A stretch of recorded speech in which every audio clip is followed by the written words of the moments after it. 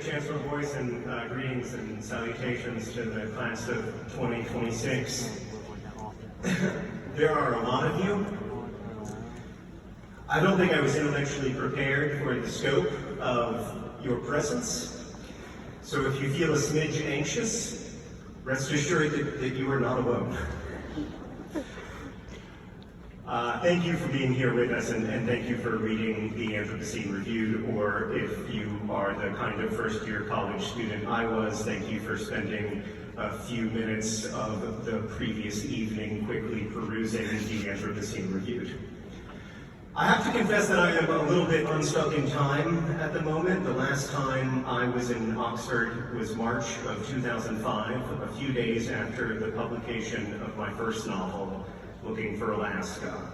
I had been invited here by the Oxford Conference for the book, the first public event I ever participated in as a published author. There were no iPhones, or COVID, or YouTube. The majority of Ole Miss's class of 2026 had recently been born. I was 26 years old, and I was in love. My girlfriend was a big fan of the writer Hendrik Hertzberg, who was also participating in the conference, and I got him to sign a book, this book, with the message, "For Sarah Urist, will you marry John Green, please?" Hendrik Hertzberg. I brought the book home, she said yes. We moved to New York, and then to Indianapolis. We had children. Many things happened that we couldn't see coming, and then it was now.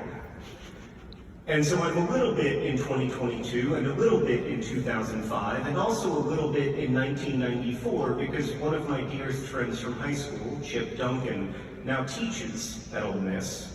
And so I am also thinking about staying up all night with Chip, reading Stephen King novels and telling stories about our childhoods. And you may be in a similar situation. You're here in Oxford, but you are also still a little bit back home, and maybe you are also thinking of friends you have who are like Chip and wondering how and whether those friendships will continue. And you may also be a little bit in the future, thinking about how not too long from now in the scheme of things, you'll be in a similar place with similar people, only instead of convocating, you'll be graduating. Imagine being that person for a moment, the pride and joy your family will feel, the pride that you will feel.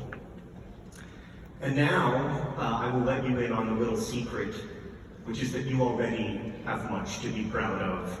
And your family already is very proud of you, even if they can't quite say it out loud. You made it here, through the trials and travails of childhood, through heartbreak and grief and whatever else you survived.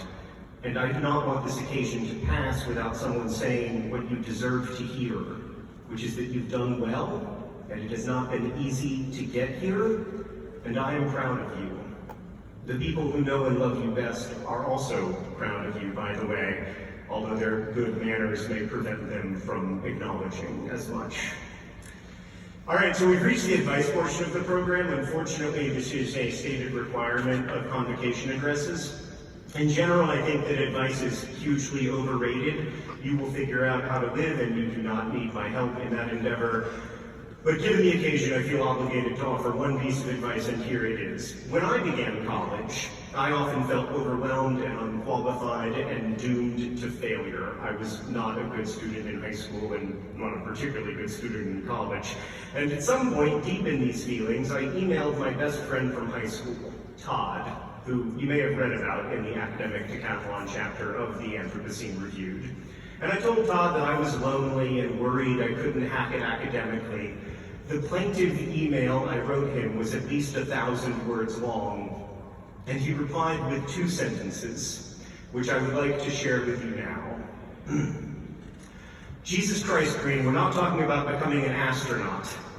Many, many people have graduated from college, and I see no reason why you can't be among them. Thus ends the advice portion of the program.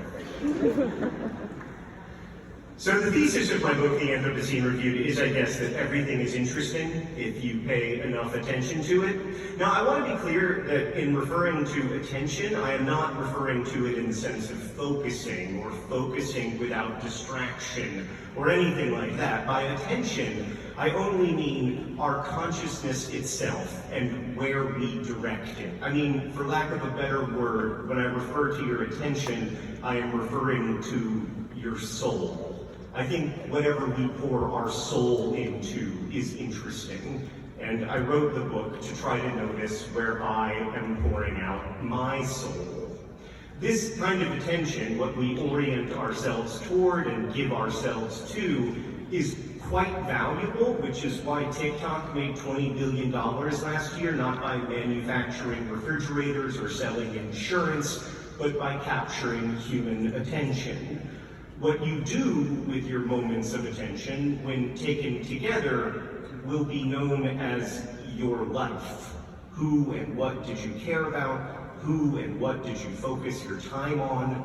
Like, that is what we're really talking about when we're talking about what to major in or who to hang out with or whatever.